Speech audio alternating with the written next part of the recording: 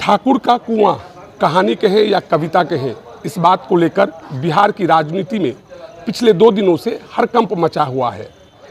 RJD के विधायक चेतन आनंद ने जहां पार्टी लाइन से बाहर जाकर मनोज झा को खुलेआम चेतावनी दे दी है। अभी हमारे साथ इस मुद्दे पर बात करने के लिए साहित्यकार, सोशल एक्टिविस्ट अनीश अंकुर जी हैं। आइए उनसे इस मामले पर बात करते हैं।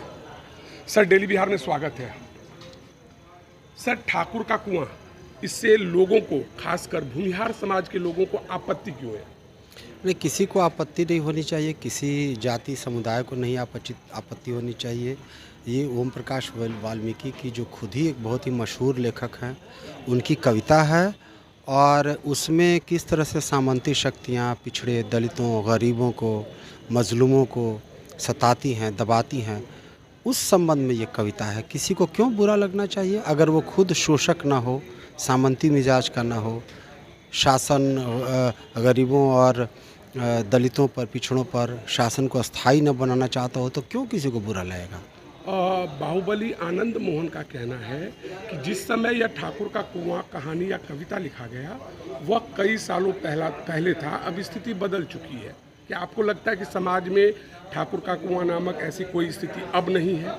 उनको हो सकता है, ऐसा लग सकता है कि बदल चुकी है, किसी को ये लग सकता है कि नहीं बदली है, परिस्थिति आज भी वही है।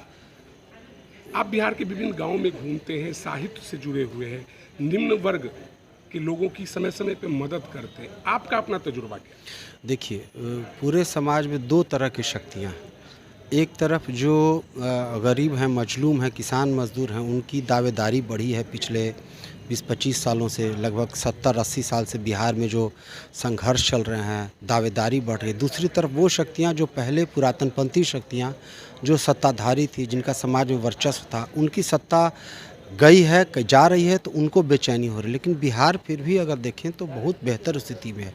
लेकिन आप राजस्थान में जाएँ, आप मध्य प्रदेश में जाएँ, अभी बहुत ही पीछे है और लगभग परिस्थितियाँ वैसी ही हैं जैसी उस कविता में रखी गई है। दिक्कत क्या है कि ये काम पिछले लगभग 7-8 वर्षों से किसी साहित्यिक रचना पर, किसी की अभिव्यक्ति की स्वतंत्रता पर भारतीय जनता पार्टी के लोग इस तरह की भाषा का इस्तेमाल करते थे, इस तरह की टिप्पणियां करते थे, हिंसक भाषा का, किसी को मार डालने, काट डालने का। लेकिन राजद के परिवार में हो के, राजद विधायक का हो के, ये अशोभनीय है और ये बताता है कि किस तरह पिछले 7-8 वर्षों में हिंसा की संस्कृति का विस्तार हुआ है, फैलाव हुआ है। हो सकता है जिनकी आप चर्चा कर रहे हैं वो उनकी वक्तव्य से सहमत ना हो, आपको असहमत होने का पूरा अधिकार है, लेकिन उसका ये मतलब नहीं है कि आप इस तरह की हिंसक ज़बान इस्तेमाल करेंगे। ये दरअसल आप देखिए पिछले 7-8 वर्षों में जो हिंसा की संस्कृति है, जिसको सांप्रदायिक हिंसा कहें या उन लोगों की सत्ता में आने के बाद अपने से दूसरे विचार के लोगों के प्रति असहिष्णु होना, हिंसक होना, उसको अपनी बोलने का हक नहीं है, उसका ये तो भारतीय जनता पार्टी ने जो एक संस्कृति का फैलाव किया, आप देखिए उसका विस्तार दूसरे दलों में भी होता जा रहा है। और ये घटना इसी बात की प्रतीक है कि एक साहित्यिक कृति को कैसे उसको मतलब कहें कि उसका क्रिमिनलाइजेशन किया जा रहा है, उसका अपराधीकरण किया जा रहा है। और ये 2 चीज़ों का प्रतीक है। पहला कि अभिव्यक्ति की, मनोज झा की अभिव्यक्ति की स्वतंत्रता पर यह हमला है संविधान के साथ। दूसरा कि जिन शक्तियों को राजद के ये विधायक लड़ने की बात करते हैं, दरअसल उसी के ट्रैप में फंस चुके हैं।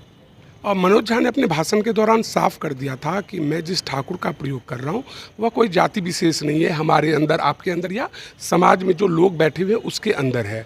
बावजूद इसके ठाकुर अर्थात भूमिहार बना ब्राह्मण की लड़ाई हो रही है। ये उनको कहने की भी ज़रूरत नहीं थी। ये जाति का मसला नहीं है,